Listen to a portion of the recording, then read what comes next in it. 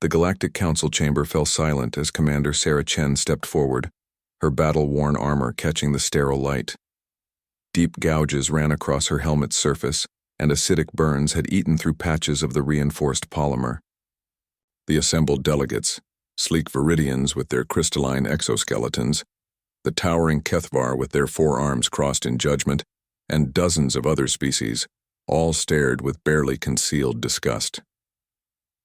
"Humans," whispered Ambassador Zelthar, his serpentine tongue flicking with amusement.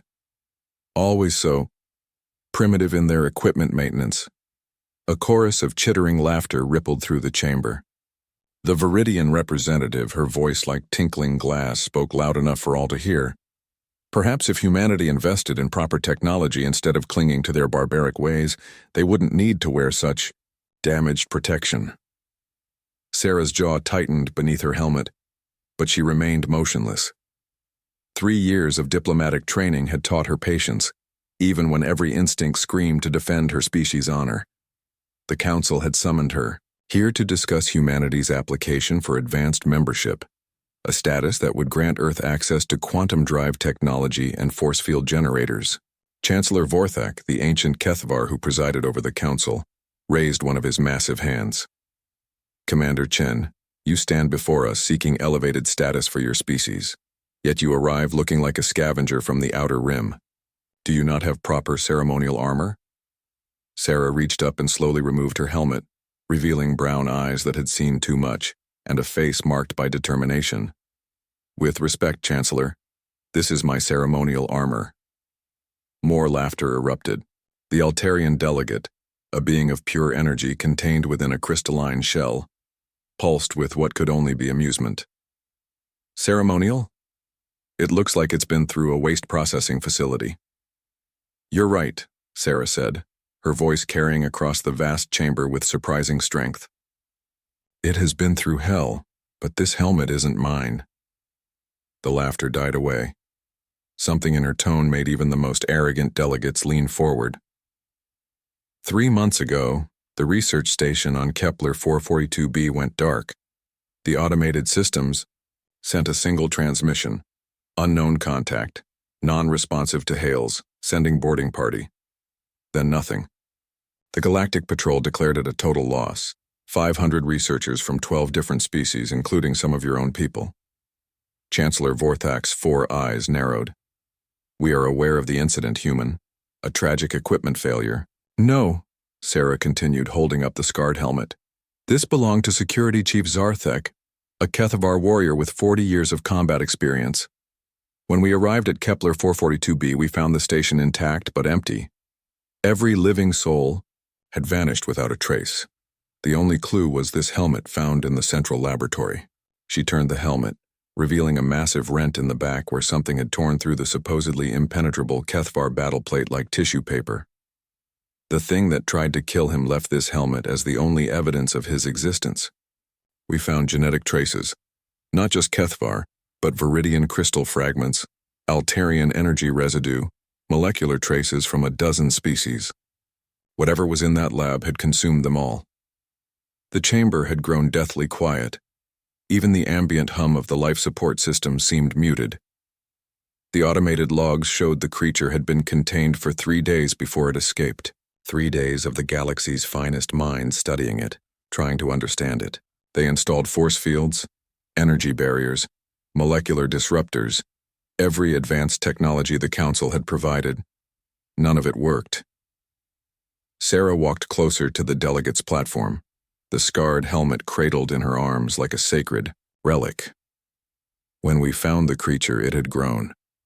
Fed on the absorbed knowledge and biology of its victims, it had become something beyond classification. It moved through your force fields like they were suggestions. It absorbed energy weapons and grew stronger. Your crystal barriers cracked like eggshells against its touch. The Viridian delegate's crystalline form had lost its lustrous sheen." What did you do?" Sarah smiled grimly. "We did what humans do. We improvised. We threw away the rulebook. Your advanced technology had written for warfare. We used fire, actual chemical combustion that the creature couldn't absorb. We used kinetic weapons, simple metal projectiles propelled by expanding gas. We used our most primitive instincts. She held up her own scarred gauntlet. It took 12 hours of brutal close combat. We lost 37 Marines, but we killed it. Not with your quantum disruptors or molecular scramblers, but with shotguns, flamethrowers, and enough human stubbornness to outlast something that had devoured the best minds in the galaxy. The chamber remained silent for a long moment.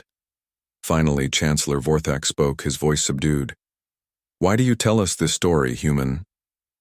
"Because you look at this scarred helmet and see primitive equipment maintenance. I look at it and see the last thoughts of a warrior who died protecting people he'd never met. You see damage. I see a reminder that sometimes the most advanced solution isn't the right solution." Sarah placed the helmet back on her head, the familiar weight settling on her shoulders. "You want to judge humanity by your standards, by how advanced our technology is, how efficiently we follow protocols, how well we fit into your vision of galactic civilization.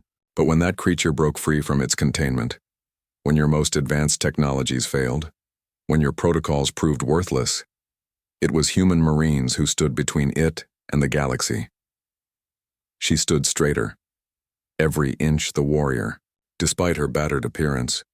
"We don't need your advanced membership to prove our worth. We've already proven it in blood and fire and the stubborn refusal to surrender when everything seems lost. This helmet, Zarthek's helmet, isn't a sign of our primitive nature. It's a trophy, a reminder that sometimes being primitive is exactly what the galaxy needs." The silence stretched until Chancellor Vorthak slowly rose from his throne. All four of his massive hands moved to his chest in the Kethavar salute of profound respect. "Motion to grant humanity advanced membership status," he said solemnly. "All in favor?" The vote was unanimous.